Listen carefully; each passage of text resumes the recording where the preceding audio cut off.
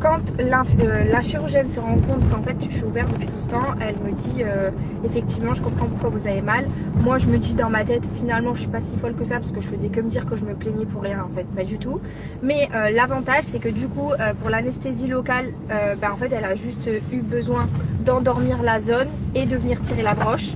Je vous cache pas qu'on sent vraiment tout et que j'ai eu l'impression qu'en fait elle me retirait un truc de la taille d'une clé à laine, genre vraiment qu'elle me retirait un truc comme ça, alors qu'en fait une broche c'est vraiment très fin et c'est tout petit, genre ça fait à peu près cette taille, c'est genre la taille d'un tout petit clou. Et donc elle m'enlève ça, ce côté ça se passe bien, du coup ça prend 2 secondes, je me dis franchement on n'est pas loin des 10 minutes, allez c'est bientôt terminé, elle m'enlève la deuxième, on n'en parle plus. Mais sauf que là, la deuxième broche, ça se passe pas comme prévu. En gros, l'opération qui devait durer 10 minutes dure entre 30 à 40 minutes. En anesthésie locale, franchement, c'est très long. Du coup, elle me fait l'incision sur le deuxième côté où il est censé être l'approche. Et là, en fait, je sens que ça commence à être long et je leur pose la question. Je leur dis, excusez-moi, mais il n'y a pas un petit souci, genre c'est un petit peu long là. Et elle me dit, oui, je suis désolée, en fait, la broche, quand on essaye de l'attraper, en fait, elle s'enfonce. Et je me dis ok, mais j'espère qu'elle va pas s'enfoncer trop loin, si elle finit dans mon coude, genre on fait comment quoi. Et du coup en fait je me dis allez ça va, prends sur toi, franchement c'était très dur. Franchement les gars, si vous avez l'occasion de vous faire shooter, endormir ou vous faire une anesthésie générale, même pour un tout petit truc comme ça, faites-le, parce que je vous jure que c'est vraiment, franchement c'est chaud. Si vous êtes sensible et si vous êtes douillet, franchement ne le faites pas parce que moi ça m'a traumatisé, genre vraiment je suis sortie, j'avais la nausée pendant toute la journée, j'ai dormi tellement ça m'avait ensuqué, genre alors que j'avais rien eu, j'étais complètement moi-même, mais je suis sortie de là pas bien quoi. Donc en gros pendant à peu près une bonne trentaine de minutes, en fait je sentais la chirurgienne et le médecin, enfin la personne qui était avec elle, être en train de me trifouiller l'intérieur du poignet et essayer de récupérer cette fameuse broche qui faisait que s'enfoncer, et je les sentais avec leurs ustensiles à l'intérieur. Quand je vous dis que c'était horrible, mais horrible, je sais pas comment j'ai fait pour ne pas m'évanouir. Et donc bref, donc vient le moment où ils trouvent la broche, ils ont dû me faire aussi une radio en plein milieu de l'opération. Ils ont dû sortir les machines pour faire une radio parce que clairement ils avaient perdu la broche je pense.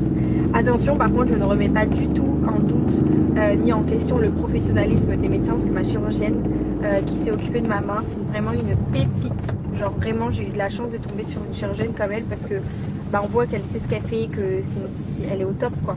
Mais bon, je pense que c'est vraiment pour le coup des choses qui arrivent, et il m'avait prévenu que c'était que ça arrivait, que des fois il y a des complications de récupérer le matériel à l'intérieur. Donc voilà, sachez que ce n'est absolument pas pour remettre en doute le travail des médecins et des chirurgiens, parce que ce qui m'est arrivé, c'est vraiment quelque chose, alors ça n'arrive pas tout le temps, mais c'est quelque chose dont ils nous préviennent, puisque ça peut arriver. On parle quand même d'un tout petit truc comme ça à l'intérieur d'une peau avec une toute minuscule incision, c'est quand même hyper délicat, ça peut être très compliqué.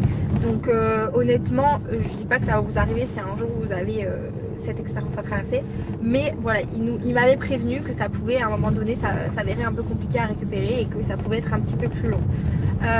Donc en tout cas ça a été vraiment, moi le seul truc c'est pas tant le fait qu'ils ont eu du mal à récupérer la broche, c'est vraiment le fait d'être en anesthésie locale entre guillemets, juste anesthésié sur les 2 zones où on m'incise, et de sentir absolument tout ce qui se passe, c'est hyper choquant. Et voilà, donc là j'ai un bel hématome du coup, mais franchement ça va, regardez mon poignet, c'est pas très beau. C'est vraiment pas beau quoi.